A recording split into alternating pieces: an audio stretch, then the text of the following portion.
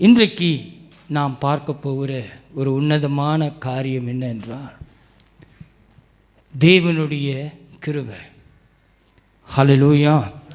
மனுஷனுக்கு ஒரு விசுவாச வாழ்க்கைக்கு மிக முக்கியமான ஒன்று தேவை. எதுனா கிருபை.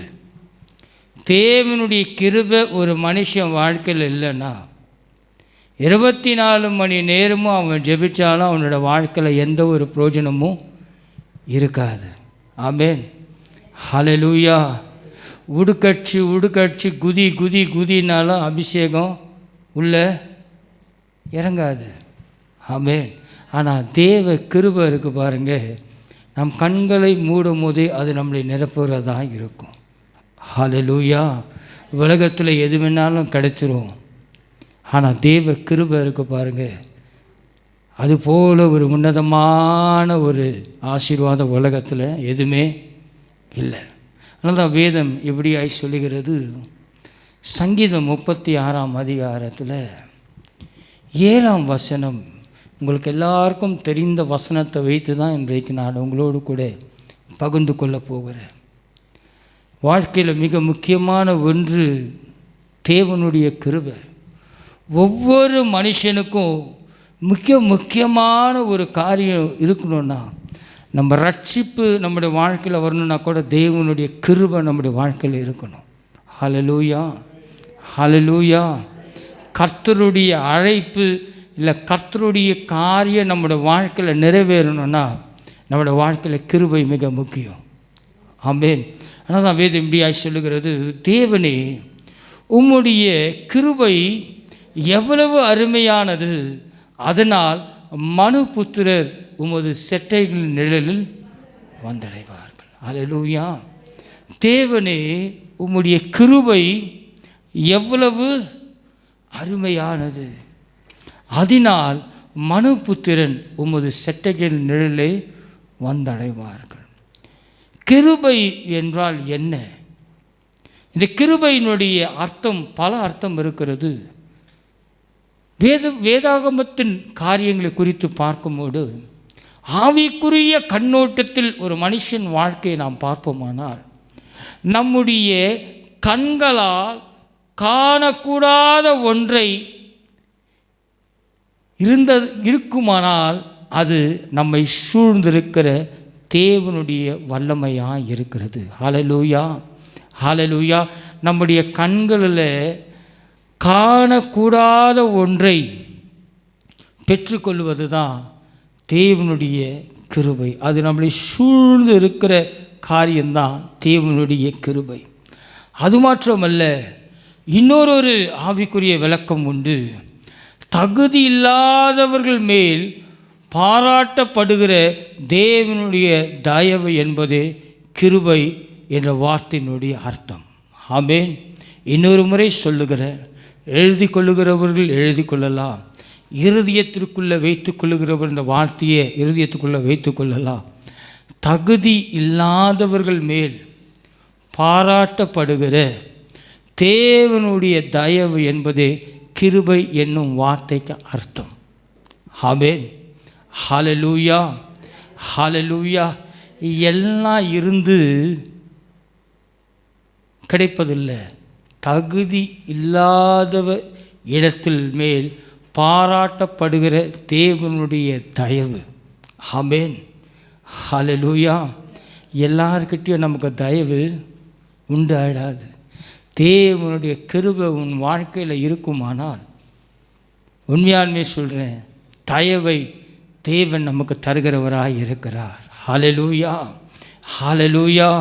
பாருங்க, இதன் பலன் என்ன? தேவ கிருபையானது நம்மை சூழ்ந்து பாதுகாக்கிறதாக இருக்கிறது. காரியம், ஒரு மனுஷ வாழ்க்கையில் தேவ கிருபை இருக்குமானால் அவனுக்கு இந்த உலக பிரகாரமான அசுத்த கிரியைகளிலிருந்து, அசுத்த வல்லமைகளிலிருந்து, போராடுகிற அந்தகாரத்தின் இருளிலிருந்து தேவனுடைய கிருபை அவனை சூழ்ந்து பாதுகாக்கிறது. ரெண்டாவது காரியம் நீங்கள் பார்க்கலானால், தேவ கிருபை ஒரு மனுஷனை தாங்குகிறது. ஆமென். ஹல்லேலூயா. பாதுகாக்கிறதுக்கும் தாங்கிறதுக்கும் நிறைய வித்தியாசங்கள் இருக்கிறது. ஆமென். தேவ கிருபை ஒரு மனுஷன் என்ன பண்ணுதா? தாங்குகிறதா இருக்கிறது. உங்கள் வாழ்க்கையில் இதெல்லாம் ஏன் சொல்கிறேன்னா, இதெல்லாம் சொன்ன பிறகு தான் நான் தேவனுடைய செய்திக்குள்ளாக நான் கடந்து சொல்ல போகிறேன். இதெல்லாம் உங்கள் வாழ்க்கையில் நீங்கள் பெற்றுக்கொண்டு வருகிறீர்களா என்று நான் சொல்லுகிற ஒவ்வொரு வார்த்தையும் உங்களுடைய இருதயத்திலையும் உங்களுடைய சிந்தையிலும் கேள்வி எழுப்பிக்கொண்டே இருங்க. ஆமென்.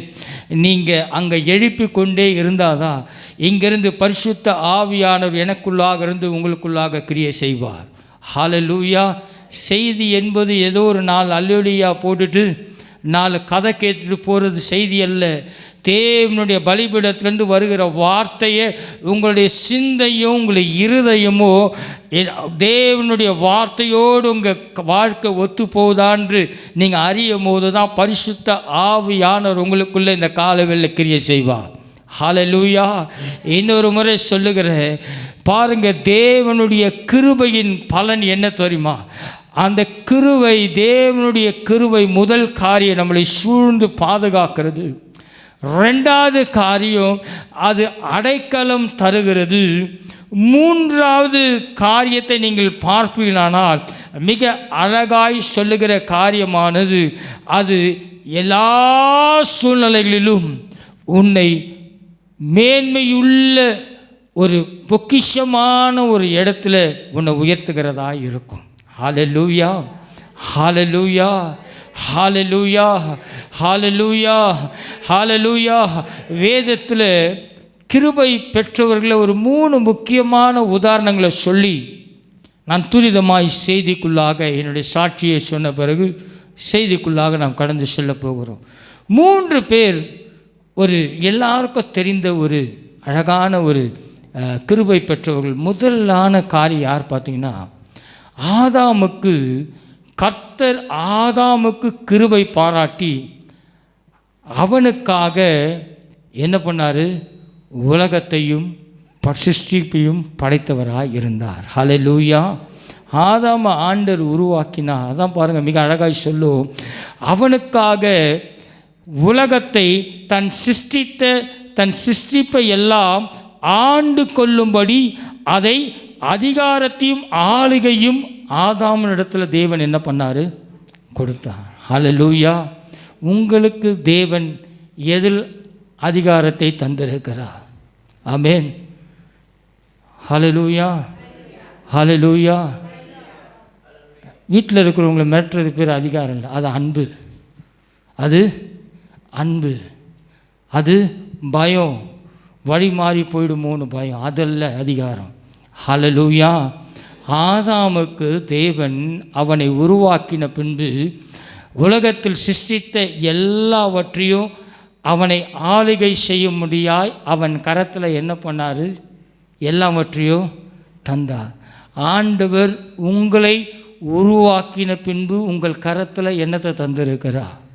உருவாக்கம் என்பது ரட்சிக்கப்பட்டு நீ தேவனுடைய பிள்ளையாய் அவரை சொந்த இரட்சகராய் ஏற்றுக்கொண்டு ஞானஸ்தானம் என்னும் உடன்படிக்கையில் நீர் அவரோடு கூட உடன்படிக்கை பண்ண அந்த நாளில் தேவன் உங்கள் கையில் தந்திருக்கிற அதிகாரத்தின் மேன்மை என்ன? ஹல்லேலூயா. 2வது கிருபை பெற்ற இன்னொரு மனுஷர்களை குறித்து பார்ப்போமானால், நோவாவுக்கு கர்த்தருடைய கண்களில் கிருபை கிடைத்தது. எப்படிப்பட்ட கிருபை? ஜல பிரவேசத்தில் அவரும் அவன் குடும்பமும் பேழைக்குள்ள எப்படி இருந்தாங்க? பத்திரமாய் பாதுகாக்கப்பட்டார்கள். ஹல்லேலூயா. நீங்களும் உங்கள் குடும்பமும் கர்த்தருடைய பேழைக்குள்ளே இருக்கிறீர்களா? இல்லை கர்த்தருடைய பேழையை விட்டு கணவன் கர்த்தருடைய பேழையிலையும் மனைவி கர்த்தருடைய பேழையில் இல்லாமல், இல்லை மனைவி கர்த்தருடைய பேழைக்குள்ளாக கணவன் கர்த்தருடைய பேழைக்குள் இல்லாமல், பிள்ளைகள் இல்லாமல், இல்லை பெற்றோர்கள் இல்லாமல் தேவனுடைய பேழைக்குள்ளே உங்கள் வாழ்க்கை இந்த கால வேளையில் இருக்கிறதா? ஆமென். ஏன்னா நோவாக்கு தேவனுடைய கண்களில் என்ன உண்டாச்சு? கிருபை உண்டானது. ஹல்லேலூயா, ஹல்லேலூயா. அடுத்தது மூன்றாவது நீங்கள் பார்க்கும்போது வேதத்தில் கர்த்தருடைய கிருபையை அதிகமாய் ருசித்த ஒரு மனுஷன் யாருன்னு பார்த்தீங்கன்னா எல்லாருக்கும் தெரிந்த ஒரு மனுஷன்தான் தாவீது. ஆமென், ஹல்லேலூயா. சங்கீதம் 103:11 சொல்லுகிறது, பூமிக்கு வானம் எவ்வளவு உயரமாய் இருக்கிறதோ அவருக்கு பயப்படுகிறவர்கள் மேல் அவருடைய கிருபை எப்படி இருக்கிறதா, அவ்வளவு பெரிதாக இருக்கிறது. எடுத்தவங்க வாசிங்க. ஜீசஸ். பூமிக்கு வானம் எவ்வளவு உயரமாய் இருக்கிறதோ அவருக்கு பயப்படுகிறவர்கள் மேல் அவருடைய கிருபையும் அவ்வளவு பெரியதாக இருக்கிறது. ஹல்லேலூயா. இப்படிப்பட்ட வாழ்க்கையை உங்களோட வாழ்க்கையில் தேவனிடத்திலிருந்து கற்றுக்கொள்வதற்கென்று ஒரு சில காரியங்களை நான் பகிர்ந்து கொள்ள போகிறேன். ஹல்லேலூயா. வாசிக்க கேட்கலாம். 2 பேதுரு புத்தகத்தில் 3ஆம் அதிகாரம் 18ஆம் வசனத்தை வாசிக்க கேட்கலாம். நம்முடைய கர்த்தரும், பாருங்க, நம்முடைய கர்த்தரும் இரட்சகரும் ஆகிய இயேசு கிறிஸ்துவின் கிருபையிலும் அவரை அறிகிற அறிவிலும் வளருங்கள். ஆமென், ஹல்லேலூயா. நம்முடைய கர்த்தரும் கிறிஸ்துவுமாகிய இயேசு கிறிஸ்துவின் கிருபையிலும் அவரை அறிகிற அறிவிலும் வளருங்கள். ஆமென், ஹல்லேலூயா. ஒரு மனுஷனுக்கு ஆண்டவர் ரட்சிக்கப்பட்டு விசுவாச வாழ்க்கை வாழுகிற மனுஷனுக்கு மிக முக்கியமான ஒன்று இரட்சகருமாகிய கிறிஸ்துவின் கிருபையிலும் அவரை அறிகிற அறிவிலும் வளருங்கள். ஆமென், ஹல்லேலூயா. வளருவது என்பது நல்லா சாப்பிட்டு சைஸாக ஆகிறது பேர் வளர்றது இல்லைங்க. இல்லை எதுவுமே சாப்பிடாம நான் என் உடம்பை ஸ்லிம்மாக்குறேன்னு அந்த வளர்ச்சி அல்ல. அதிகமாக பெரிய படிப்புகள் படித்து பெரிய உத்தியோகத்தில் இருப்பது வளர்ச்சி அல்ல. கர்த்தரும் இரட்சகருமாகிய கிறிஸ்துவின் கிருபையிலும், 2வது அவரை அறிகிற அறிவிலும் வளருங்கள். ஆமென். இன்றைக்கு நாம் எப்படிப்பட்ட வளர்ச்சியை நம்முடைய வாழ்க்கையில் வைத்திருக்கிறோம்? 3 காரியங்களை குறித்து நான் சுருக்கமாய் சொல்லி அடுத்த 40 நிமிடத்திற்குள்ளாக நான் உங்களுக்கு இந்த வார்த்தையை சொல்லி நான் ஜெபித்து முடிக்கப் போகிறேன். முதல் காரியம், தேவ பிள்ளைகள் பெருக வேண்டிய ஒரு காரியம் கிருபையிலே வளர வேண்டும். ஆமென், ஹல்லேலூயா. 2வது காரியம், தேவ கிருபையிலே பலன் கொள்ள வேண்டும். 3வது காரியம், தேவ கிருபையிலே நாம் ஸ்திரப்பட வேண்டும். இன்னொரு முறை சொல்லுகிறேன், எழுதாதவர்கள் எழுதி கொள்ளுங்க. முதல் காரியம் கிருபையிலே வளர வேண்டும். ஆமென். 2வது காரியம் கிருபையிலே பலன் கொள்ள வேண்டும். 3வது காரியம் கிருபையிலே ஸ்திரப்பட வேண்டும். ஆமென். இந்த 3 காரியம் ஒரு மனுஷனுக்கு மிக முக்கியமான ஒன்று. நாம் எப்படி வளருகிறோம், எதில் பலன் கொள்ளுகிறோம், எந்த காரியத்தில் நாம் ஸ்திரப்பட்டிருக்கிறோம். ஹல்லேலூயா, ஹல்லேலூயா. முதல் காரியத்தை குறித்து நாம் பார்க்க போகிறோம். கிருபையில் வளர வேண்டும். ஒரு மனுஷன் கிருபையில் வளர வேண்டும் என்றால் வேதம் சொல்லுகிறது, புலம்பல் 3ஆம் அதிகாரத்தில் 23ஆம் வசனத்தை நாம் பார்ப்போமானால், அவைகள் காலைதோறும் புதியவைகள், உமது உண்மையை அது பெரிதாய் இருக்கிறது. ஹல்லேலூயா. காலைதோறும் எப்படி இருக்கிறதா? தேவனுடைய கிருபை புதியதாய் இருக்கிறது. அப்போ ஒவ்வொரு நாள் காலையிலும் ஒரு மனுஷனுடைய வாழ்க்கை புதிதாக்க வேண்டும் என்றால் தேவனுடைய கிருபை அவனுடைய வாழ்க்கையில் இருக்கணும். ஆமென். அதனால தான் அநேக காரியங்கள் சொல்லுவாங்க, நாளைக்கு இதை என்ன பண்ணிடலாம், முடித்துடலாம். ஏன் தெரியுமா?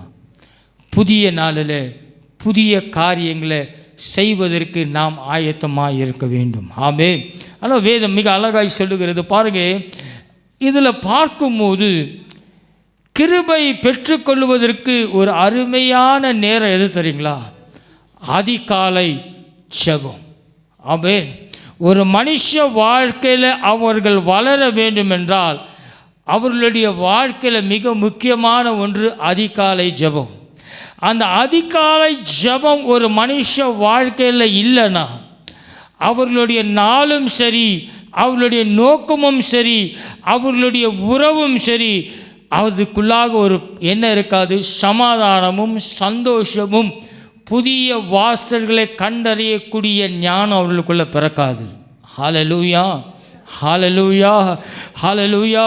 அதனால் தான் மிக அழகாய் நீதிமொழிகள் புஸ்தகத்தில் சொல்லப்பட்டிருக்கிற வார்த்தையானது 8ஆம் அதிகாரத்தில் 17ஆம் வசனம், அது பின்புறமுள்ள வசனமானது, அதிகாலையில் என்னை தேடுகிறவர்கள் என்னை கண்டடைவார்கள்.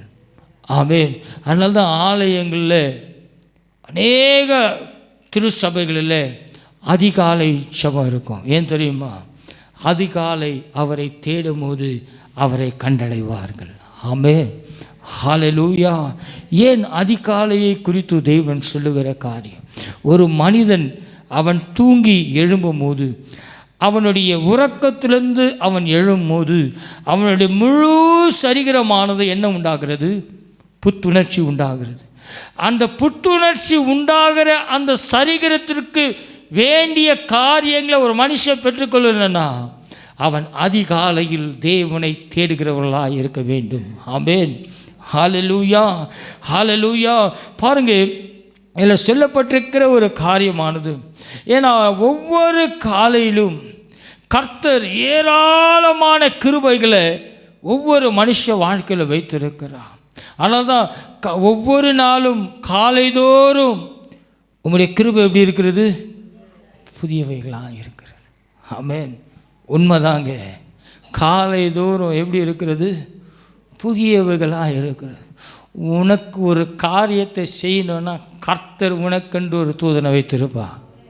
ஆமென், ஹல்லேலூயா. ஆனால் எப்படியெல்லாம் தெரியாது. அந்த தூதன் உனக்கு கர்த்தருடைய கண்களில் கிருபை கிடைச்சாதான் அந்த தூதன் வாழ்க்கையில் உதவி செய்வான். ஆமென். முடியாத ஒன்றை பெற்றுக்கொள்வதாங்க தேவனுடைய கிருபை. ஆமென்.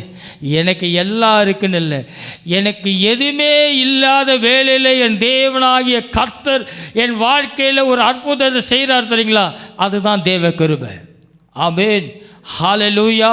பாருங்க, இங்கே தாவீது சொல்லுகிற காரியமானது, ஒவ்வொரு நாளும் அவன் தேவனுடைய சந்ததியில் புதிய கிருபையை பெற்றுக்கொள்ளுகிறவனாக இருக்கிறான் என்று வேதம் சொல்லுகிறது. அது மாத்திரமல்ல, இதில் இன்னொரு காரியம் என்ன தெரியுமா?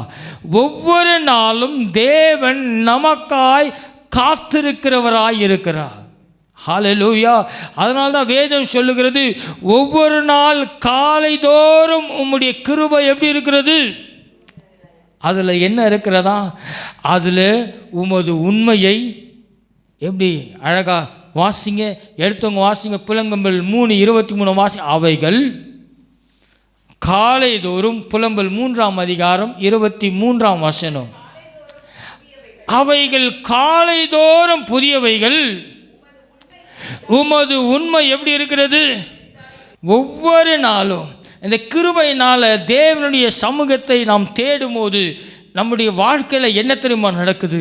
அந்த புதிய நாளை நீ சந்திக்கும் போது அந்த நாளின் பிரச்சனையை மேற்கொள்வதற்கு தேவன் புதிய நாளினுடைய வெற்றியை தேவன் தருகிறவராக இருப்பார். ஹல்லேலூயா. அந்த சூழ்நிலையில் புதிய கிருபையை அவருக்கு நமக்கு தர ஒவ்வொரு நாளும் அவர் காத்திருக்கிறவராக இருக்கிறார். இங்கு வேதம் சொல்லுகிறது, மிக அழகான வசனம் நீங்கள் குறித்து கொள்ளுங்கள். மோசே ஜெபிக்கும் போது சங்கீதம் 90ஆம் சங்கீதத்தில் 14ஆம் வசனத்தில் மோசேயின் ஜெபம் சொல்லுகிற காரியமானது, நாங்கள் எங்கள் வாழ்நாளெல்லாம் களி கூர்ந்து மகிழும்படி காலையிலே எங்களை உமது கிருபையினால் திருப்தியாக்கும். ஆமென். என் வாழ்நாளெல்லாம் களி கூர்ந்து மகிழும்படி, என் வாழ்நாள் எல்லாம் களி கூர்ந்து மகிழும்படி காலை ஆமென் உமது கிருபையினால். என்னைக்காவது இந்த ஜெபத்தை உங்கள் வாழ்க்கையில் நீங்கள் பண்ணியிருக்கிறீங்களா? ஏன் தெரியுமா மோசே இந்த ஜெபத்தை சொல்லுறாரு? இந்த இஸ்ரவேல் ஜனங்கள் வனாந்திரத்தில் அவர்கள் ஆண்டவர் நடத்தும் போது அவர்களுக்கு இந்த மன்னா எப்போ தெரியுமா வரும்? அதிகாலையில். ஆமென். அந்த அதிகாலையில் விழுகிற அந்த மன்னாவானது அந்த நாள் முழுவதும் அவர்களை என்ன பண்ணுச்சு? பலப்படுத்துச்சு. ஹல்லேலூயா. ஆனால் அந்த மன்னாவை அடுத்த நாள் அவர்களால் என்ன பண்ண முடியாது? சாப்பிட முடியாது. ஆமென். இன்னைக்கு ஆசீர்வாதம், இன்னைக்கு ஓகேங்க, நாளைக்கு இன்னைக்கு வேலை கிடைச்சிச்சு, ரைட்டு, நாளைக்கு அந்த வேலையில் என் தேவனாகிய கர்த்தர் உன் வாழ்க்கையில் என்ன வைத்திருக்கிறார்? யோசித்து பார்த்துருக்கிறீங்களா? என்னால் இன்னைக்கு வரைக்கும் யோசித்து பார்த்துருக்கிறீங்களா? காலை தோறும் என் தேவனாகிய கர்த்தர் புதியவராக இருக்கிறார். ஹல்லேலூயா, ஹல்லேலூயா. மோசே ஏன் தெரியுமா ஜெபித்தான்? இன்னொரு முறை அதை எடுத்தவங்க நிறுத்தி நிதானமாக வாசிங்க. எதுக்கு சொல்கிறேன்னா, நான் பெரிய பரிசுத்தமாக, நான் பெரிய ஆவிக்குள்ளே இருக்கிறேன். தேவனுடைய கிருபையில்னா நீ பெற்ற ஆவி ஒன்றுக்குமே பிரோஜனம் இல்லாமல் இருக்கும். வேறு ஒரு ஆவி தான் நம்மளை என்ன பண்ணும்? ஆளுகை செய்யும். வாசிங்கம்மா. நாங்கள் எங்கள் வாழ்நாள் எல்லாம் களி கூர்ந்து மகிழும்படி, பாருங்க, காலையிலே எங்களை உமது கிருபையால் திருப்தியாக்கும். உம்முடைய கிருபையால் திருப்தியாக்கும். ஏன் தெரியுமா? அந்த மன்னா ஒரு நாளைக்கு தான் யூஸ் ஆகும். ஆமென். தேவனுடைய கிருபை இன்றைக்கு தொடங்குகிற நாளுக்கு என்ன வேணுமோ அது பெற்றுக்கணும். அடுத்த நாளுக்குடைய கிருபையை தேவனுடைய சமூகத்தில் திருப்பி காத்திருந்தாதான் அந்த கிருபையினுடைய ரகசியம் உன் வாழ்க்கையில் வேலை செய்யும். ஆமென். ஹல்லேலூயா. அதிகாலை ஜெபம் என்பது சாதாரணமாக நினச்சிக்காதீங்க. ஒவ்வொரு நாளும் அந்த இஸ்ரவேல் ஜனங்க அதிகாலையில் மன்னா வந்து விழும். அதை எடுத்து அந்த நாள் முழுவதும் அது அவர்களுக்கு பலனாக இருந்தது. ஆனால் அடுத்த நாள் அந்த மன்னா அவர்களுக்கு என்னவா இல்லை? பலனா இல்லை. ஆமென். ஹல்லேலூயா. இன்னைக்கு நான் ஆலயத்திற்கு போயிட்டேன், நாளைக்கு அடுத்த வாரம் நீ ஆலயத்திற்கு வரும் வரை அந்த கிருபை உன்னை தாங்க வேண்டும் என்றால், அந்த கிருபை உன்னை வழிநடத்த வேண்டும் என்றால் தேவனுடைய சமூகத்தில் நீங்கள் காத்திருக்கிறவர்களாக இருக்க வேண்டும். ஹல்லேலூயா, ஹல்லேலூயா, ஹல்லேலூயா.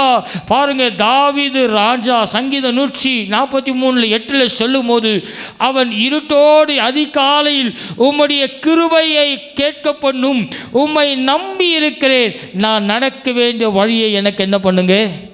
காண்பீங்க. இதுதாங்க அதிகாலை ஜெபம். ஹல்லேலூயா. காலையில் எழும்புறது முக்கியம் இல்லை. தாவீது ராஜா சொல்வது போல, அதிகாலையில் உம்முடைய கிருபையை கேட்க பண்ணும், உம்மை நம்பி இருக்கிறேன், நான் நடக்க வேண்டிய வழியில் என்னை காண்பீங்க. ஆமென். அவரை நமக்கு வழி காட்டலைன்னா நம்மளோட வழி போகாதுங்க. ஆமென். நீ கீழே உழுவுறதை கூட ஆண்டவர் காட்டுவார். ஆமென். நீ கீழே உழுவ, இங்கே இங்கே இப்படி போவாதே, மாற்றி உன்னை வழி நடத்தணும்னா அது தேவனுடைய சமூகம்தான். ஹல்லேலூயா, ஹல்லேலூயா, ஹல்லேலூயா. நான் ரட்சிக்கப்பட்ட என்பது முக்கியம் இல்லைங்க. ஆவிக்குரிய வாழ்க்கையில் உன்னுடைய வளர்ச்சி எங்கே இருக்கிறது? கிருபையில் வளர்ந்திருக்கிறாயா? கிருபையில் வளர்ந்தாதாங்க அபிஷேகம் உங்களுக்குள்ளாக வளரும். ஆமென். அபிஷேகம் உனக்குள்ளாக வளர்ந்தாதான் அடுத்தது உனக்குள்ளாக வரங்கள் கிரியை செய்யும். ஆமென், ஆமென். ஹல்லேலூயா, ஹல்லேலூயா. ஐயோ, ஃபோன் எடுக்கலையே ஜெபத்துக்கு, நீ கையை வச்சு உன் பிள்ளைக்கு ஜெபை, ஆண்டவர் சுகமாக்குவா. இதுதான் உன்னுடைய ஆவிக்குரிய வளர்ச்சி.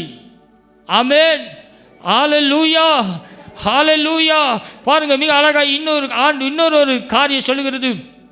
சங்கீதம் 46:5 சொல்லுகிறது, அதிகாலை வேளையில் கர்த்தர் உங்களுக்கு சகாயம் பண்ணும்படி அவர் கிருபையை நடப்பீர்களாக. அவர் கிருபையில் நீங்கள் என்ன பண்ணுங்க, நடப்பீர்களாக.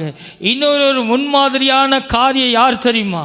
அதிகாலை ஜெபத்தை குறித்து நம் இரட்சகராகிய இயேசு கிறிஸ்துவை குறித்து மார்க்கு 1:35 சொல்லுகிறது, அவர் அதிகாலையில் இருட்டோடு எழுந்து புறப்பட்டு வனாந்திரமான ஒரு இடத்திற்கு போய் அங்கே ஜெபம் பண்ணினார்.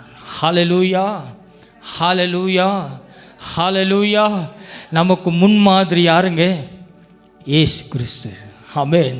அவர் பாருங்கள், ஒவ்வொரு நாள் மிக அழகாய் சொல்லும். அவர் அதிகாலையிலே, வாசிங்க, அவர் அதிகாலையில் இருட்டோடு, என்னது, இருட்டோடு எழுந்து 10-10:30 மணிக்கு ஏஞ்சி பல்லு வலைக்கு காலையில்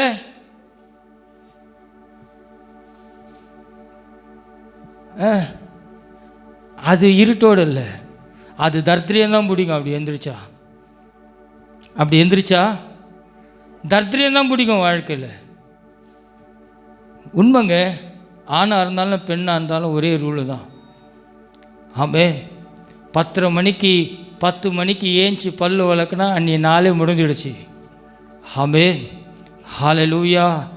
டயர்டாக இருக்குது. என்னவா இருக்குது? டயர்டாக இருக்குது. உன்னுடைய வாழ்க்கையும் டயர்டாகிடும். நாளாக கற்றுக்கொள்ளுங்க. வாழ்க்கையில் ஆசீர்வாதம் இல்லை, ஏன் இல்லை, இதெல்லாம் நம்முடைய வாழ்க்கையில் இன்னும் ஆவிக்குரிய வாழ்க்கையில் நம்ம வளரலன்னு அர்த்தம். ஆமென். ஹல்லேலூயா, ஹல்லேலூயா. மிக அழகாய் சொல்லப்பட்டிருக்கிற வார்த்தையானது, அவர் அதிகாலையிலே இருட்டோடு எழுந்து புறப்பட்டு வனாந்திரமான ஒரு இடத்திற்கு போய் அங்கே ஜெபம் பண்ணினார். ஆமென். ஹல்லேலூயா. ரூம்லேருந்து ஏஞ்சி போய் ஹாலில் சோஃபாவில் தூங்குறது இல்லை. நான் படுத்துகிட்டே ஜெபம் பண்ணுறேன். என்னவா ஜெபம் பண்ணுறேன்? ஆஃபீஸில் போய் படுத்துகிட்டே வேலை செய்ய, ஸ்கூலில் போய் படுத்துகிட்டே சொல்லுங்கள் நான் கேட்டுக்கிறேன் அப்படின்னு சொல்லுவோமா? இருட்டோடு எழுந்து. ஆமென். சில வேளையில் பலவீனம் இருக்கும், இல்லைன்னு சொல்லலை. ஆனால் அந்த பலவீன நேரத்தில் உதவி செய்கிற ஒரு இருப்பார்னால் அது பரிசுத்த ஆவியானவர். ஆமென். எல்லாருக்கும் பலவீனம் இருக்குங்க. பலவீனம் இல்லாத மனுஷன் உலகத்தில் இல்லை. ஒரு நாள் பலவீனம், ஒரு நாள் ரைட், ஆனால் அதையே வாழ்க்கையாகிடக்கூடாது. இந்த வேலைக்கு போகிறவங்க சொல்லுவாங்க பாருங்கள், வீக்கெண்ட். என்ன எண்டு? வீக்கெண்ட் அப்போ ஆண்டவர் வாழ்க்கையில் ஒரு ₹1,00,000 கையில் கொடுத்தா, எனக்கு நீங்கள் வேண்டாம்ப்பா வீக்கெண்டு, ஆண்டவர் நான் திங்கக்கிழமை தான் ஃப்ரெஷ் ஆவேன், அன்றைக்கி காலைல வாங்கிக்கோன்னு சொல்லுவோம். ஓட்டு போடுறதுக்கு காசு கொடுத்தாலே மாற்றி குத்துறவங்க நாம். ஆனால் ஆண்டவருடைய காரியத்தில் எப்படி இருக்கிறோம்? ஆமென். அதிகாலை ஜெபம் உன் வாழ்க்கையை உயர்த்தும். ஆமென். ஆவிக்குரிய வாழ்க்கையில் நீங்கள் வளரணும்னா ஆண்டவர் கற்று தருவாருங்க. நான் அனுபவத்தில் உங்களோடு கூட பேசி கொண்டு இருக்கிறேன். கிருபையே மாறாத நல்ல கிருபையே, இயேசுவே பொன்னேசரே, மாறாத நல்ல கிருபையே, உங்க கிருபை தான் என்னை தாங்குகின்றது. கிருபைதா என்னை நடத்துகின்றது, உங்க கிருபை தான் என்னை தாங்குகின்றது, உங்க கிருபை தான் என்னை நடத்துகின்றது. கொண்டு போன நேரம் எல்லாம் என்னை உருவாக்கின் கிருபையிலே, உடைக்கப்பட்ட நேரமெல்லாம், உடைக்கப்பட்ட நேரத்தில் எல்லாம் என்னை உருவாக்கின கிருபையிலே, நான் உடைக்கப்பட்ட நேரத்தில் எல்லாம் என்னை உருவாக்கின் கிருபையிலே, ஒன்றுமில்லா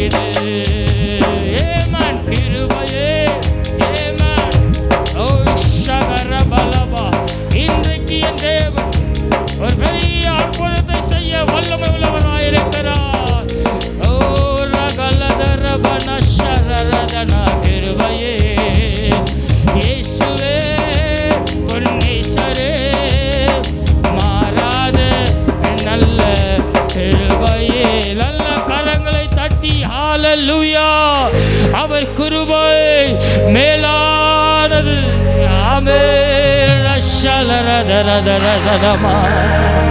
ஹல்லேலூயா, ஹல்லேலூயா, ஹல்லேலூயா. ஆமென். அதிகாலை ஜெபம் தொடங்காதவர்கள் உங்கள் வாழ்க்கையில் அதிகாலை ஜெபத்தை என்ன பண்ணுங்க, ஆரம்பிங்க. ஆமென். ஹல்லேலூயா. பாருங்க, ஆண்டவராக இயேசு கிறிஸ்துவே அவரே பிதாவினுடைய கிருபை பெறுவதற்காக அதிகாலையில் அவரை தேடும் போது நாமெல்லாம் ஏமாத்துறோம். ஆமென். ஹல்லேலூயா, ஹல்லேலூயா, ஹல்லேலூயா. நான் ஒரு கேள்வி கேட்டிருக்கேன், நான் மறக்கலை, நீங்கள் மறந்துடாதீங்க. தேவனுடைய சமூகத்திலேருந்து கேள்வி கேட்டுறேன். சீக்கிரமாக பதிலை ஆண்டவர்கிட்ட நீங்களே சொல்லிடுங்க. ஆமென். ஹல்லேலூயா, ஹல்லேலூயா, ஹல்லேலூயா. ஏன்னா ஆண்டவர் இருட்டோடு எழுந்து எங்கே போனார்? தாவீது ஒவ்வொரு நாளும் எங்கே அதிகாலையில் போனால்? ஆமென். நாம் எங்கே அதிகாலையில் போகிறோம்? டீ கடைக்கா, பால் கடைக்கா? எங்கே போகிறோம்? ஆண்டவரை தேட கற்றுக்கொள்வோம். ஹல்லேலூயா, ஹல்லேலூயா. ரெண்டாவது காரியம், தேவ கிருபையினாலே பலன் கொள்ளுகிறது. நீதிமொழிகள் புஸ்தகத்தில் 3ஆம் அதிகாரத்தில் 34ஆம் வசனம், அதில் 2ஆம் பாகம், இகழ்வோரை அவர் இகழ்கிறார், தாழ்மை உள்ளவருக்கோ. ஆமென். ஹல்லேலூயா. இகழ்வோரை அவர் என்ன பண்ணுறாரு? இகழ்கிறார். அடுத்த வார்த்தை என்னது? தாழ்ந்தோரை கிருபை அளிக்கிறார். ஆமென். உங்களுக்கு தேவன் வாழ்க்கையில் கிருபை அளிக்கிறாரா? கிருபை ஒவ்வொரு நாளும் நமக்கு கிருபை அளிக்கிறாரா? பாருங்க, இந்த வார்த்தையானது வேத புஸ்தகத்தில் நிறைய இடத்துல இருக்கிறது. யாக்கோபு 4:6 இருக்குது, 1 பேதுரு 5:5 இருக்குது. கர்த்தர் மனுஷன் இடத்துல எதிர்பார்க்கிறதெல்லாம் ஒன்றே ஒன்று தான். என்ன தெரியுமா? ஒரே ஒரு காரியமே தான், தாழ்மையுள்ள ஒரு இருதயம். ஆமென். தாழ்மையுள்ள ஒரு இருதயம். உங்கள் வாழ்க்கையில் நீங்கள் எந்த அளவுக்கு தேவனுடைய சமூகத்தில் உங்களை தாழ்த்துறீங்களோ, உங்களை தேவன் எங்கெல்லாம் கொண்டு போய் வச்சு அழகு பார்ப்பாருன்னு எனக்கு தெரியும். உங்கள் வாழ்க்கையில் கற்றுக்கொள்ளுங்க. ஆமென். எந்த அளவுக்கு உன் வாழ்க்கையில் தேவனுடைய சமூகத்தில் உன்னை நீ தாழ்த்து ஒப்பு கொடுக்குறாயோ, உண்மையாலுமே சொல்கிறேங்க, தேவன் அந்த இருதயத்தை பார்த்து அவர் பார்த்து அழகு பார்க்குற விதம் இருக்குது பாருங்கள். நம்மளே யோசிக்கணும், இது நமக்கு இந்த காரியம் நம்முடைய வாழ்க்கையில் செய்யும் அளவுக்கு தேவனுக்கு நாம் உண்மையாக இருக்கிறோமா என்று. ஹல்லேலூயா, ஹல்லேலூயா. தாழ்மையுள்ள இருதயத்தை தேவன் விரும்புகிறவராக இருக்கிறார். இங்கு மிக அழகாய் சொல்லப்பட்டிருக்கிற ஒரு காரியம் நியாயாதிபதி புஸ்தகத்தில் 11ஆம் அதிகாரம் 11வது வசனத்தை நீங்கள் வாசிக்கும் போது, யெப்தா தன் காரியங்கள் எல்லாம் மிஸ்பாவிலே கர்த்தருடைய சன்னதியிலே சொன்னான் என்று மிக அழகாய் சொல்லப்பட்டிருக்கிறது. இங்கு யெப்தாவை குறித்து பார்க்கும்போது நியாயாதிபதிகள் புஸ்தகத்தில் 11ஆம் அதிகாரத்தில் 1 வசனங்களை நாம் பார்க்கும்போது, நீங்கள் வீட்டில் போய் வாசிங்க. இங்கே அழகான ஒரு காரியம் யெப்தாவை குறித்து இங்கு மிக அழகாய் சொல்லப்பட்டிருக்கிறது. யெப்தா வலிமை மிக்க ஒரு வீரனாய் இருந்தான். ஆனால் பாருங்க, அவன் வலிமை மிக்க ஒரு வீரனாய் இருந்தான். ஆனால் 2-3 வசனங்களை நீங்கள் வாசிக்கும் போது அவன் தாய் எப்படிப்பட்டவளாக இருந்தான்? யெப்தாவினுடைய தாயானவள் ஒரு வேசியாய் இருந்தாள். அவன் ஒரு வேசிக்கு பிறந்தவனாய் சொல்லப்பட்டிருக்கிறது, இந்த வேதம் சொல்லுகிறது. அவன் தகப்பனும் இன்னொரு குடும்பத்தை அவன் வைத்திருந்தான். ஆனால் யெப்தாவை குறித்து வேதம் மிக அழகாய் சொல்லுகிற காரியமானது, யெப்தாவை தன் சொந்த குடும்பம் அவனை ஒதுக்கி வைத்தது. 4ஆம் வசனத்தில் 3ஆம் வசனத்திலலாம் 4ஆம் வசனத்திலெல்லாம் நீங்கள் வீட்டில் போய் வாசிக்கும் போது, சொந்த குடும்பத்தார் அவனை தள்ளி வைத்திருந்தார்கள். அவனை ஏற்றுக்கொள்ளவில்லை. அவன் ஒரு பெரிய பலசாலி. ஆனால் அவனுடைய பலவீனமானது தன்னுடைய குடும்பத்திற்கு சூழ்நிலை நிமித்தம் அவன் பலவீனப்பட்டவனாய் இருந்தான். ஆனால் இங்கு நடக்கிற ஒரு காரியமானது அவன் ஒதுக்கப்பட்டது மாற்றமல்ல, அவர்கள் சொல்லுகிற ஒரு காரியமானது உனக்கு உன் தகப்பன் வீட்டில் எந்த ஒரு சுதந்திரம் இல்லை என்று சொல்லி அவனை துரத்தி விட்டார்கள். எப்படிப்பட்ட ஒரு சூழ்நிலை ஒரு மனுஷன் வாழ்க்கையில். எப்தாவினுடைய வாழ்க்கை பார்க்கும்போது அவன் வாழ்க்கையில் கண்டதெல்லாம் துன்பமும், அவன் வாழ்க்கையில் கண்டதெல்லாம் அசிங்கமும் கண்ணீரும் இழப்புகளுமாய் அவனுடைய வாழ்க்கையில் இருந்தது. ஆனால் அவன் தேவனை விடுவதாய் இல்லை.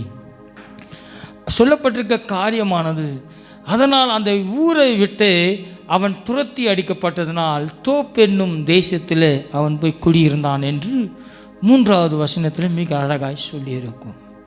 ஆனால் பாருங்க, எல்லாராலையும் துரத்தப்பட்டவன், எல்லாராலையும் வெறுக்கப்பட்டவன், அவன் உடைய பிறப்பு முதல் கொண்டு எல்லா சூழ்நிலைகளும் அவன் வாழ்க்கையில் கண்ணீரும் கஷ்டமும் நிறைந்த ஒரு வாழ்க்கை, எல்லாராலும் வெறுக்கப்பட்ட ஒரு மனுஷன். ஆனால் அவன் ஒரு பெரிய பலசாலி. நேரம் அவன் வாழ்க்கையில் கடந்து சென்றது. அவன் துரத்தப்பட்ட சூழ்நிலையில் தோப் என்னும் ஊரில் அவன் வாழ்ந்து கொண்டிருக்கும் போது இந்த இஸ்ரவேல் ஜனங்களுக்கு ஒரு பெரிய ஒரு நெருக்கடியை தேவன் உண்டாக்கினார். 4-7 வசனங்களை நீங்கள் வாசிக்கும் போது அது மிக அழகாய் சொல். சில நாளைக்கு பின்பு திடீரென்று இஸ்ரவேலுக்கு விரோதமாக ஆமோன் புத்திரர்கள் யுத்தம் பண்ண அவர்கள் சூழ்ந்து நின்றார்கள். ஆனால் அங்கே ஏற்பட்ட சூழ்நிலைகள் என்ன? அந்த ஆமோன் புத்திரரை எதிர்த்து முறியடிப்பதற்கு இஸ்ரவேல் இடத்துல ஒரு சேனாதிபதி இல்லை. ஆமென். இஸ்ரவேல் இடத்துல ஒரு சேனாதிபதி இல்லை. அதனால் என்ன பண்ணுறாங்க? அவர்கள் எப்தாவின் இடத்தில் போய் எப்தாவின் இடத்துல அவர்கள் உதவி கேட்க கடந்து செல்கிறார்கள். எப்தா துரத்தப்பட்ட ஒரு மனுஷன். அவனுடைய பிறப்பில் யாரும் ஏற்றுக்கொள்ளாத அளவுக்கு அவன் வாழ்க்கையில் அவமானமும் அவன் வாழ்க்கையில் துன்பமும் எல்லாம் இருந்தது. ஆனால் அதற்கு மேலாக கர்த்தருடைய கிருபை அவன் வாழ்க்கையில் சூழ்ந்திருந்தது. ஆமென். ஹல்லேலூயா. பாருங்க, அந்த மனுஷர்கள் வந்து எப்தாவை அழைக்கும் போது என்ன நினைக்கிறாங்க? நீ இஸ்ரவேல் மேல் சேனாதிபதியாய் உன்னை நாங்கள் நிற்க வைக்கிறோம், எங்களை காப்பாற்று என்று சொல்லி அந்த இஸ்ரவேல் ஜனங்கள் எப்தாவிடத்தில் வந்து நிற்கிறார்கள். ஹல்லேலூயா. பாருங்க, அவன் கர்த்தர் இதை அனுமதித்தார் என்று அறிந்து கொண்டு கர்த்தரே அந்த உயர்வை எப்தாக்கு தந்தார் என்று அவன் அறிந்து கொண்டு மிஸ்பாவுக்கு சென்று தன்னுடைய காரியங்களை குறித்து கர்த்தரிடத்தில் வேண்டிக் கொண்டான். ஹல்லேலூயா, ஹல்லேலூயா, ஹல்லேலூயா. இதுதாங்க தேவ கிருபை. எங்கே துரத்தப்பட்டானோ, எங்கே அவமானப்பட்டானோ, அவன் வாழ்க்கையை குறித்து ஏளனமாய் கேள்விக்குறியாய் அவலட்சணமாய் பேசின அதே இடத்தில் அதே மனுஷர்களை அவனுக்கு முன்பதாக தேவன் கொண்டு வந்து நிறுத்தி அவர்களுக்கு மூலியமாகவே தேவன் அவன் தலையை உயர்த்தினார். ஆமென். ஹல்லேலூயா. நீங்கள் ஆராதிக்கிற தேவன் சாதாரணமானவர்கள். நீ அவருக்கு உண்மையாக இருப்பாயானால் தேவன் உங்கள் தலையை உயர்த்துவார். ஹல்லேலூயா. எப்தானுடைய பேர் என்னது? வேசியின் மகன் அப்படின்னு வேதத்தில் எழுதியிருக்கு. அப்படி தானே எழுதியிருக்கு. வாசிங்க. நீங்கள் வீட்டில் போய் வாசிக்க மாட்டீங்க, பரவாயில்ல. நேரம் ஒரு 5 நிமிஷம் 10 நிமிஷம் லேட் ஆனாலும் பரவாயில்ல. வாசிங்க. 1-2 வசனத்தை வாசிங்க.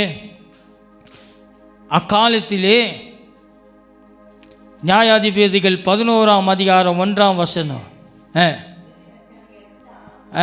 எப்தா வலிமை மிக்க ஒரு வீரனாக இருந்தால், கீலியோத் அவனுடைய தந்தை, ஆனால் தாயோ ஒரு விலை மாது. ஆமென். தாயோ ஒரு விலை மாதுவாய் இருந்தால், அது மாத்திரமல்ல, கீலியோத்தின் மனைவியும் கீலியோத்துக்கு மகன்மாரை பெற்றெடுத்தால் அவர்கள் வளர்ந்து பெரியவர்கள் ஆனபோது யெப்தாவை நோக்கி, நீ வேறொரு பெண்ணுக்கு பிறந்த மகனாகியால் எங்கள் தந்தையின் வீட்டில் உனக்கு என்னல்ல, உரிமையும் இல்லை, சொத்தையும் இல்லை என்று கூறி அவனை என்ன பண்ணார்கள்? துரத்தி விட்டார்கள். அல்லேலூயா. ஆனால் அவனை தான் தேவன் நியாயாதிபதியாய் நியாயம் விசாரிக்க ஆண்டவர் அவனை அங்கீகரித்தார். ஹல்லேலூயா.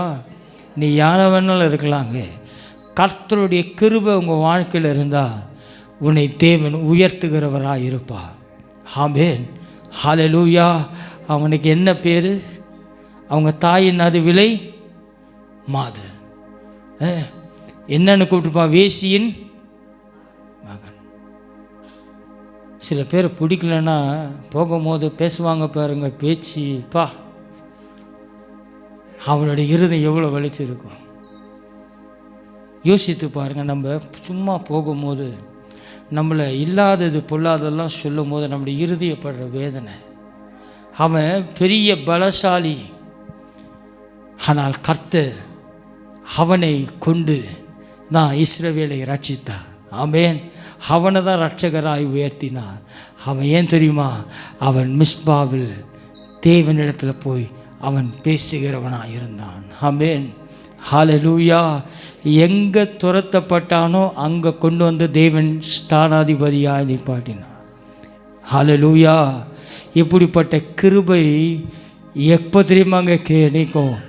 ஒவ்வொரு நாளும் தேவனுடைய சமூகத்தில் நீ அதிகாலை தேவனை தேடும் போது. ஹல்லேலூயா. ஹல்லேலூயா. ஹல்லேலூயா.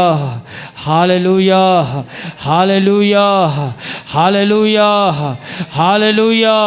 உன்னுடைய மிஸ்பா எந்த இடத்துலங்க இருக்கிறது?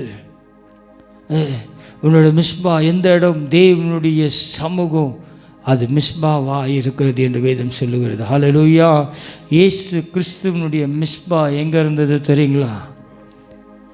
கெத்செமனே தோட்டத்தில் பிதாவோடு பரிந்து பேசுகிற ஒரு இடம்தான் இயேசு கிறிஸ்துக்கு மிஸ்பாவாக இருந்தது. ஹல்லேலூயா. ஹல்லேலூயா. ஹல்லேலூயா. பாருங்க, எங்கு அவன் ஒடுக்கப்பட்டு துரத்தப்பட்டானோ அதே இடத்துல என் தேவனாகிய கர்த்தர் அவனை கொண்டு வந்து சேனாதிபதியாய் வைத்து இஸ்ரவேல் ஜனங்களை ரட்சிப்பதற்காக நியாயாதிபதியாய் தேவன் அவனை உயர்த்தினார். ஆமென். இன்றைக்கு உங்கள் வாழ்க்கையில் இப்படிப்பட்ட சூழ்நிலைகளோடு நீங்கள் இந்த தொலைக்காட்சி முன்பதாக ஒருவேளை அமர்ந்திருக்கலாம், இந்த நேரலையை நீ பார்த்து கொண்டு இருக்கலாம். ஒருவேளை இன்றைக்கு இங்கே வந்திருக்கிறவர்கள் இப்படிப்பட்ட சூழ்நிலையோடு கூட வந்திருக்கலாம். ஆனால் இன்றைக்கு என் தேவனாகிய கர்த்தருடைய கிருபை உன் தலையை உயர்த்துகிறதாய் அனுகூலமான வாசல்களை தேவன் உன் வாழ்க்கையில் வைத்திருக்கிறார். ஹல்லேலூயா. ஹல்லேலூயா. அதனால தான் இந்த வசனத்தை எடுக்கும் போதே பாடணும். சோர்ந்து போன நேரமெல்லாம், உடைக்கப்பட்ட நேரமெல்லாம் உடைய கிருபை, கிருபை, கிருபையே, கிருபையே, மாறாத நல்ல கிருபையே, இயேசுவே நேசரே, மாறாத நல்ல கிருபையே,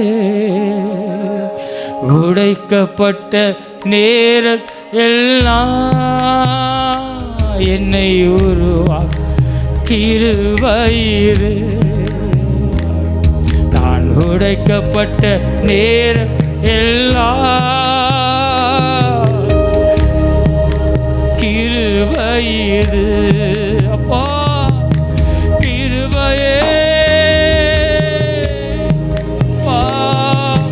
மாறாத நல்ல கிருபையே, இயேசுவே மாறாத நல்ல கிருபையே, கிருபையே, அப்பா மாறாத நல்ல கிருபையே.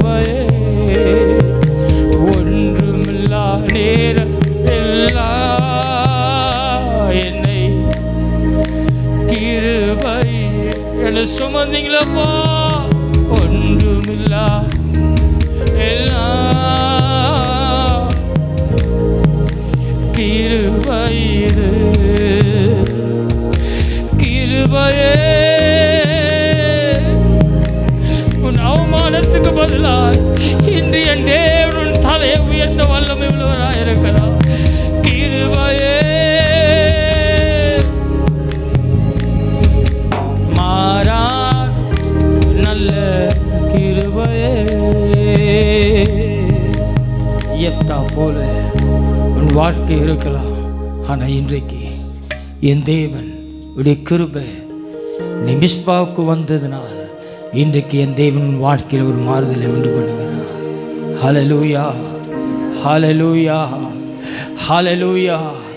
ஏளனமான பேச்சுகள் இருக்கலாம்,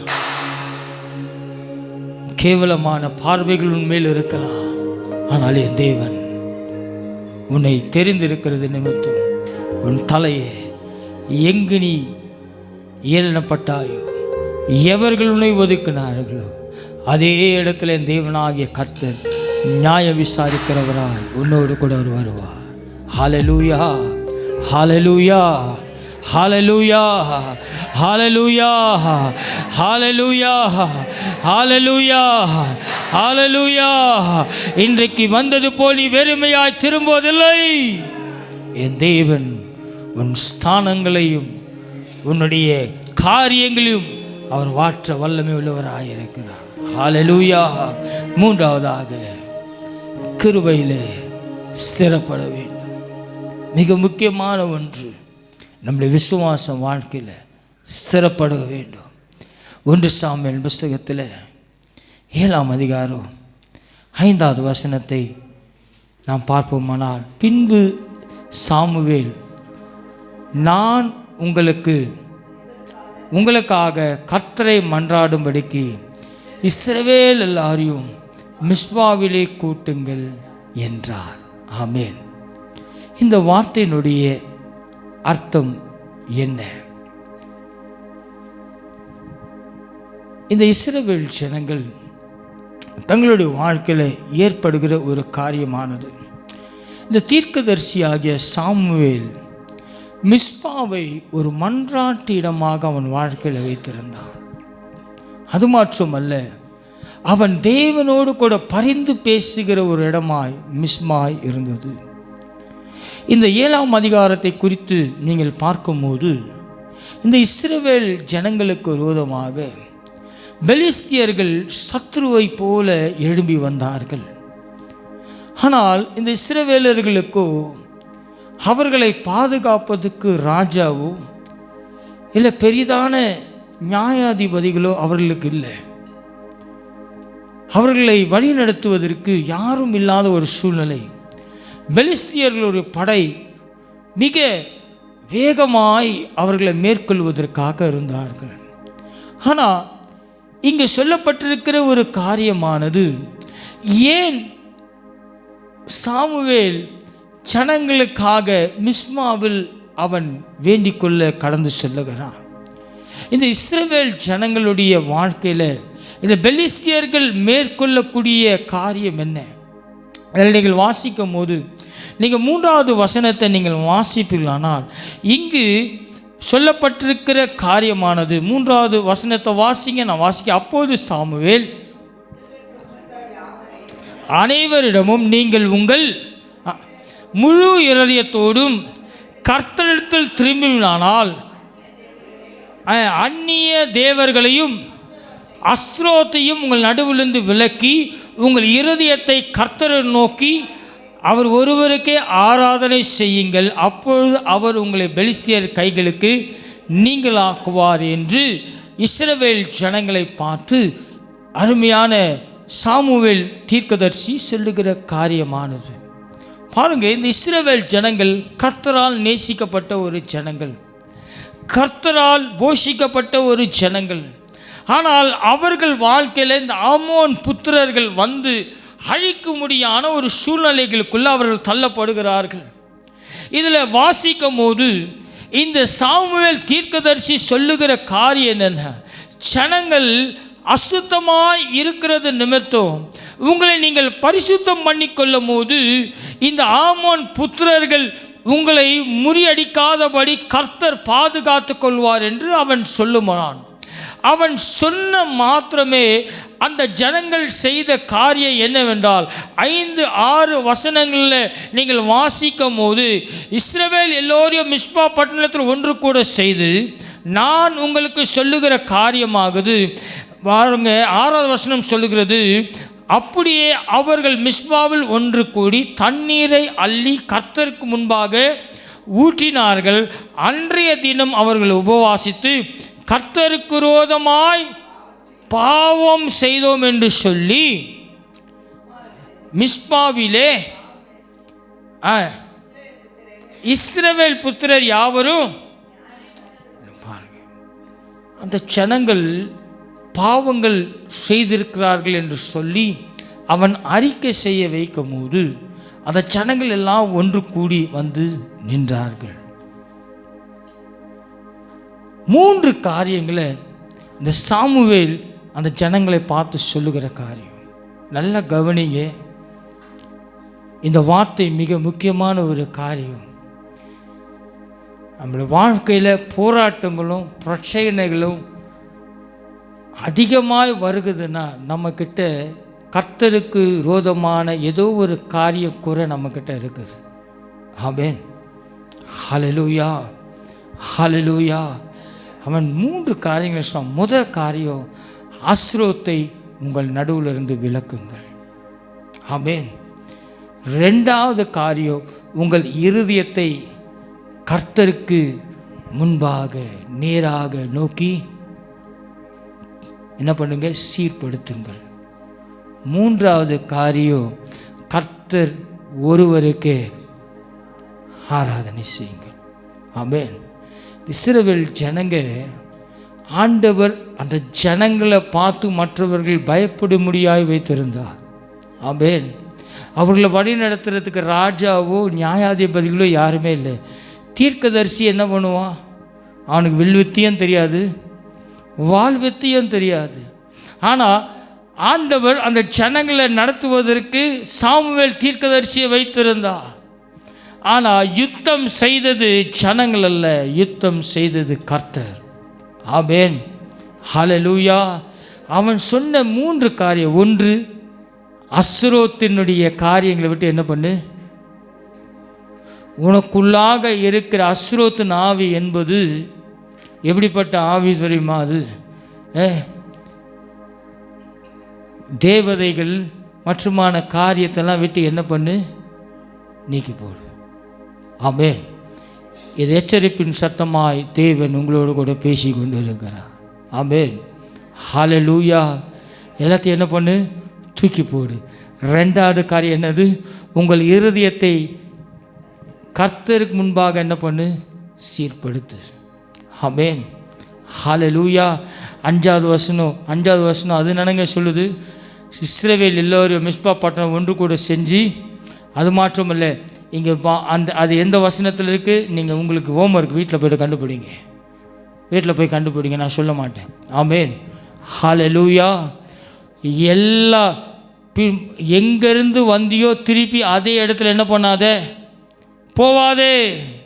ஆமென், ஹல்லேலூயா, ஹல்லேலூயா.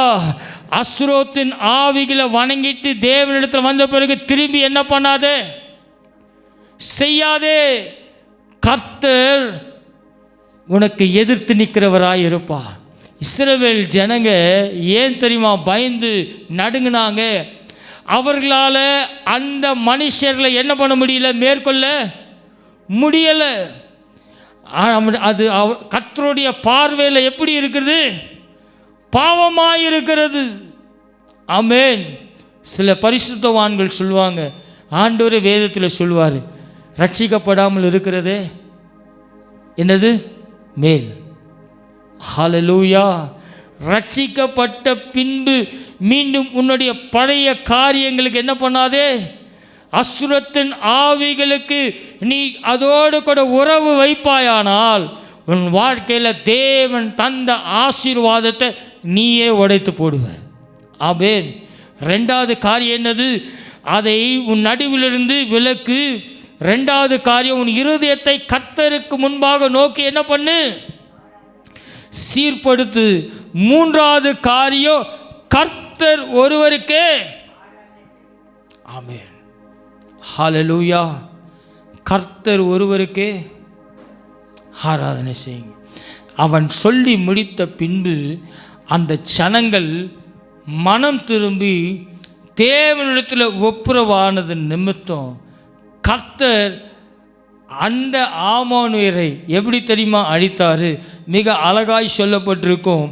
இஸ்ரவேல் பின்பு அவன் மிஸ்பாவிலே இஸ்ரவேலுக்காக உபவாசம் செய்து கண்ணீரோடு தேவனை நோக்கி ஜெபிக்க ஆரம்பித்த பின்பு கர்த்தர் மகா பெரிய இடி முழக்கத்தை உண்டு பண்ணி அந்த பெலிஸ்தியர்கள் மேல் அந்த முழக்கங்கள் உண்டாக்கி அவர்கள் இஸ்ரவேலுக்கு முன்பதாக விழுந்தார்கள்.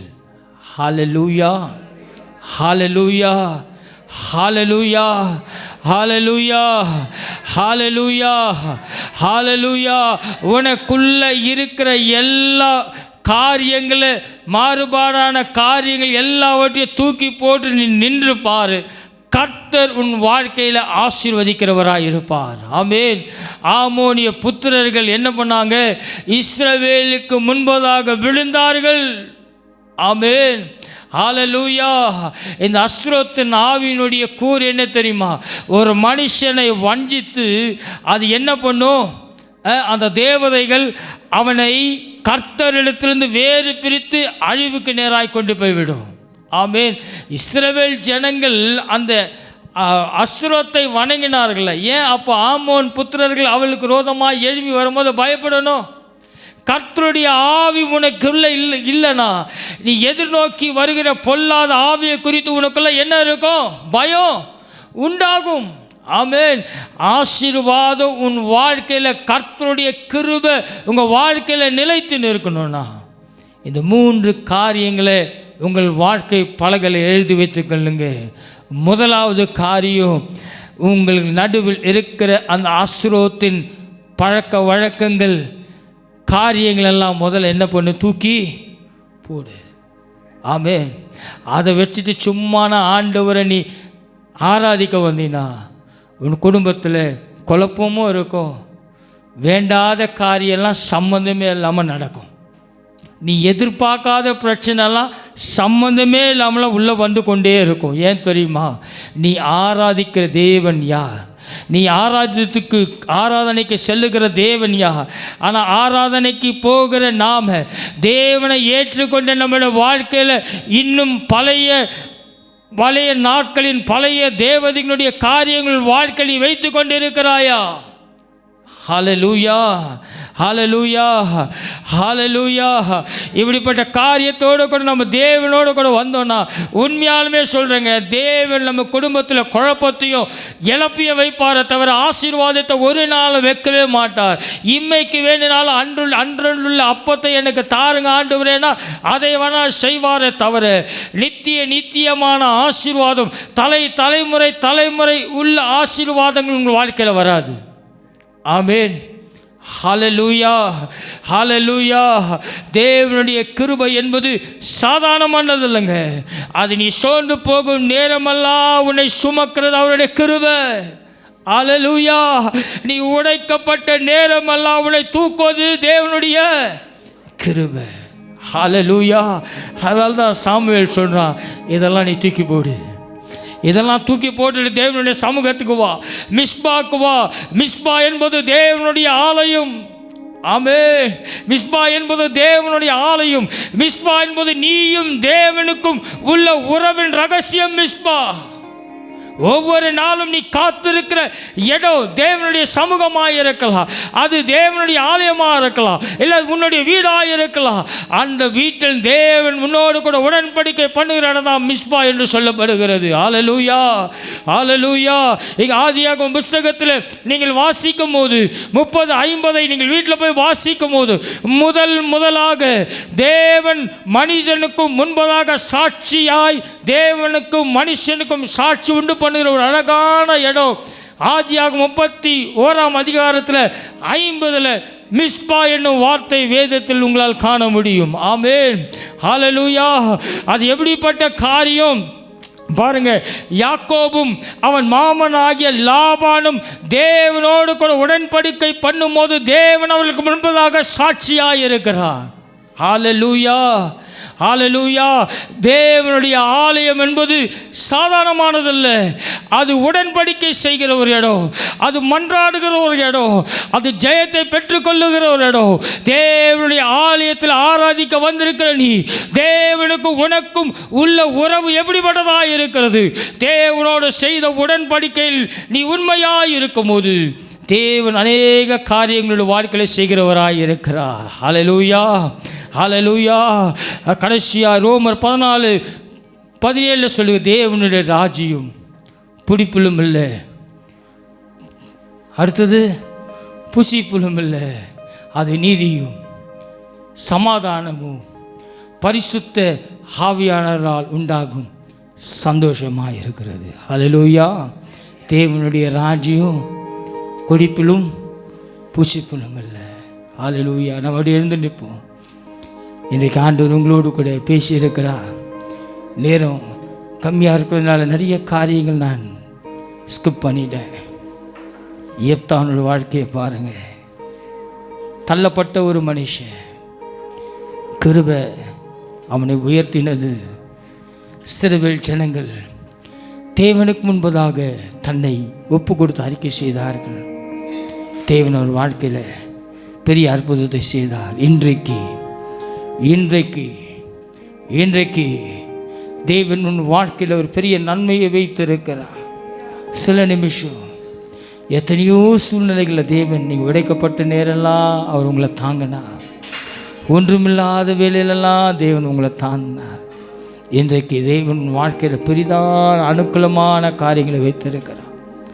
அன்றைக்கு அந்த இஸ்ரவேல் ஜனங்கள் அவள் நடுவில் இருந்த அந்த அஸ்ரோத்தின் காரியங்களை எல்லாத்தையும் தூக்கி போட்டாங்க. கர்த்தருக்கு முன்பதாக இருதயத்தை சீர்படுத்தினார்கள். உன்னுடைய இருதயத்தில் உள்ள உன்னுடைய எல்லா விக்கிரகத்தின் காரியங்களை, உன் இருதயத்தில் உள்ள எல்லா காரியங்களையும் தூக்கி போடுங்க, எல்லாத்தையும் தூக்கி போடுங்க. இன்றைக்கு ஆண்டவர் மிஸ்பாவிலிருந்து உன்னை ஆசீர்வதிக்கிறவராக இருக்கிறார். தேவ கிருபை ரொம்ப முக்கியங்க. தேவ கிருபையில் வளரணும், தேவ கிருபையில் பலன் கொள்ளணும், தேவ கிருபையில் சீர்படுத்தணும். நீ ஸ்திரப்படலைன்னா உன் வாழ்க்கையில் எந்த ஒரு காரியத்தையும் தேவனிடத்திலிருந்து பெற்றுக்கொள்ளவே முடியாது. உள்ளத்தின் ஆழத்திலிருந்து ஆண்டவரே இன்றைக்கு கேட்ட வசனத்தின் பிரகாரம் என்னை உருவாக்குங்கப்பா, என்னை உருவாக்குங்க ஆண்டவரே. ஓ ஹல்லேலூயா. நல்ல வாய்களை திறந்து இன்றைக்கு அநேகரோடு தேவன் பேசி கொண்டு இருக்கிறார். இன்றைக்கு அநேகரோடு தேவன் பேசி கொண்டு இருக்கிறார். இது போல இன்னொரு நாள் இதே செய்தி என் வாயிலிருந்து வருமா என்பதை நான் அறிய இன்றைக்கு தேவன் வாழ்க்கையில் ஒரு பெரிய அற்புதத்தை செய்கிறார். இறுதியாய் பார்த்த காரியம் தான், கிருபையிலே ஸ்திரப்படலைனா உனக்குரிய காரியத்தை நீ தேவனுடைய அருவருப்பான காரியத்தை உன் வாழ்க்கை நீ பின்தொடர்வாயானாக தேவனுடைய ஆசீர்வாதம் குடும்பத்துக்குள்ள வராதுங்க. உன் குடும்பத்துக்குள் சமாதானம் வராது. தேவனுடைய காரியங்கள் இன்றைக்கு சொல்லுங்க, ஆண்டவரே என்னை நான் ஒப்பு கொடுக்கிறேன். அன்றைக்கு அந்த இஸ்ரவேல் ஜனங்கள் அவர்கள் ஒப்பு கொடுக்கும் போது அவளுக்கு விரோதமாய் எழும்பி வந்த எல்லா கானானியர்கள் தேவன் முறியடித்தா, எல்லாரையும் தேவன் முறியடித்தா, எல்லா மோபாபியர்களை தேவன் முறியடிக்க அவர் வல்லமையாயிருக்கிறா. ஓ ரிஷா ல ரக தன மரண தனமா எல்லா கட்டுகள் இந்த கால வேளையில் கட்டழுக்கப்படுகிறது. எல்லா விதமான ஆண்டவரே கர்த்தாவே ஆசீர்வாதத்தின் ஆவியினுடைய கிரியைகள் ஆண்டவரே கர்த்தாவே இருந்து விடுதலையாக்குவீராக. இன்றைக்கு ஒரு பெரிய மாறுதல் ஒவ்வொரு வாழ்க்கையில் உண்டு பண்ணுவீராக. ஒரு விடுதலை உண்டு பண்ணுவீராக.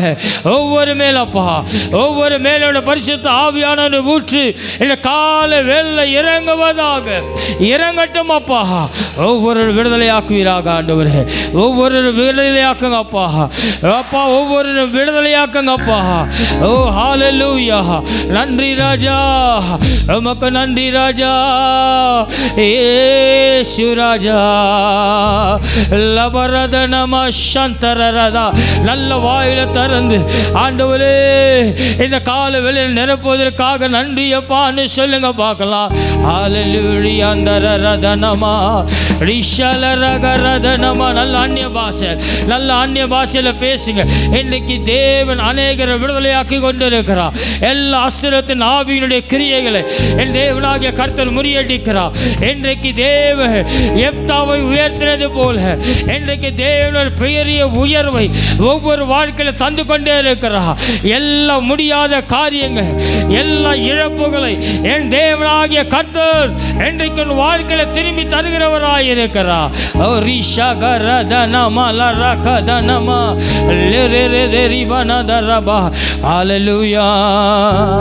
சோர்ந்து போன நேரத்தில் எல்லாம் என்னை உருவாக்கினது கிருபையிலே. Glory glory. சோர்ந்து போன நேர் எல்லாம் என்னை உருவாக்கினது கிருபையிலே. கிருபையே அல்லேலூயா. க்ளோரி மாறாத நன்றி அப்பா. க்ளோரி கிருபையே சொல்லுங்க ஒவ்வொருக்குள்ளகப்பா. மாறாத நல்ல கிருபையே இயேசுவே பொன்னேசரே.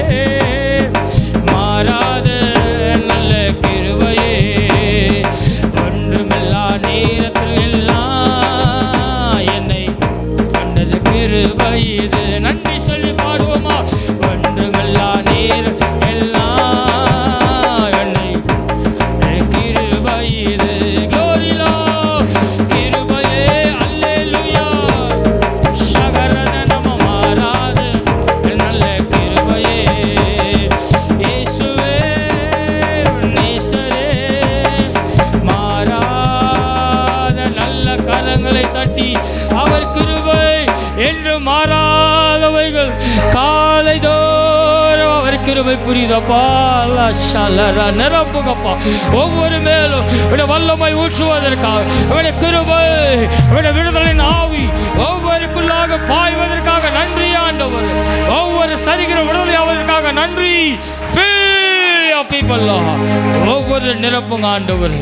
ஆண்டவரே நாங்கள் நேரம் கடந்து சென்றாலும் உடைய பிரசன்னம் ஆண்டவரே எங்களை நிரப்புனதற்காக நன்றி. இந்த பிரசனத்தோடு கூட ஒவ்வொரு வீட்டுக்குள்ளார உடைய பிள்ளைகளோடு நீங்கள் போங்கப்பா. இன்றைக்கு ஒரு பெரிய மாறுதல் ஒவ்வொரு குடும்பத்திற்குள்ள காணட்டும் ஆண்டவர்.